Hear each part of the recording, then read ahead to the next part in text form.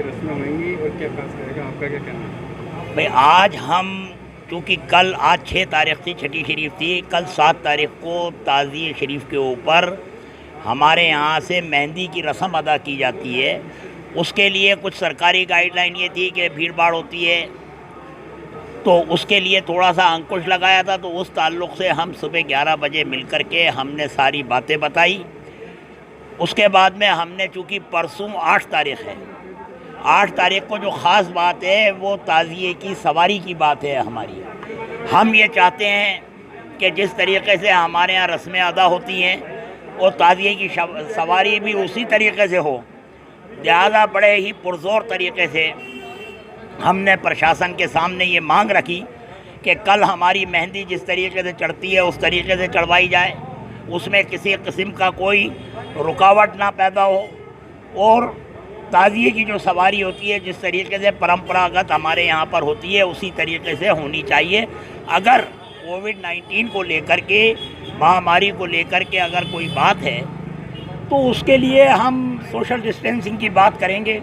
तो वो तमाम कोशिशें हमारी अभी भी जारी हैं। इंशाअल्लाह ताला उम्मीद है कि हमारे को उसकी अनुमति मिल जाए और थोड़ा सा सीमित दायरे के अंदर लोगों को अगर अनुमति दी जाएगी तो हमारी कोशिश ये है कि हमारे तमाम रसूमात भी अदा हों और गाइडलाइन का उल्लंघन भी ना हो। हमारी अब तक की अल्हम्दुलिल्लाह सारी रस्में अदा की गई और जो सरकार की गाइडलाइन है उसकी भी हमने पूरी पालना की। अब कल मेहंदी की रस्म है, उसको भी हम पालना करते हुए अदा करेंगे और अदा करके हम बताएंगे सरकार को कि हमें ताज़िए की सवारी भी निकालने दी जाए और जो भी गवर्नमेंट की गाइडलाइन है वो हमें बताई जाए। तो हमारी पूरी कोशिश है कि कल की मेहंदी की रस्म भी अदा हो और परसों ताज़िए की सवारी यहीं से होती है। लिहाजा जब हमारी मीटिंग हुई तो हमने एसपी साहब से आग्रह किया था कि आप आकर के मौका देखें। हमारे कहने के ऊपर उन्होंने राउंड लिया, राउंड लेने के बाद में ये तमाम देखा है। अब हमारी उनसे अपील है कि हमारी रस्मों में किसी किस्म की रुकावट ना हो, बस हम ये कहना चाहते हैं। तो बताइए कि किस तरह का दौरा है और इस बार क्या मुहर्रम में खास है?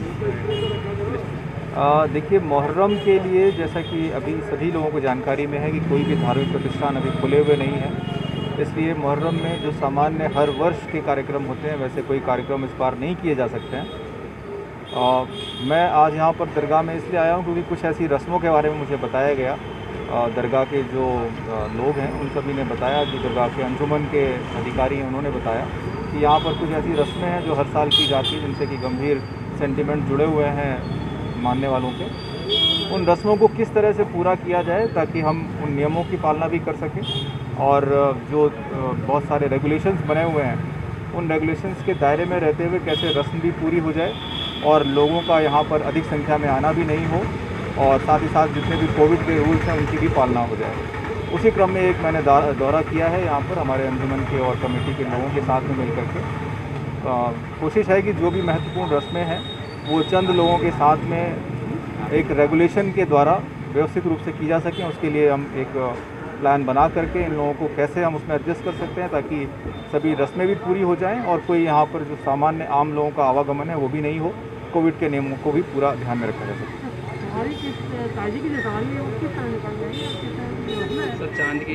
देखिए, बहुत ही स्पष्ट सा नियम है, जो भी रस्में होनी है वो दरगाह के अंदर हो सकती हैं। दरगाह के अंदर हम सीमित संख्या में कुछ लोगों को परमिशन दे करके वो रस्में करवाएंगे।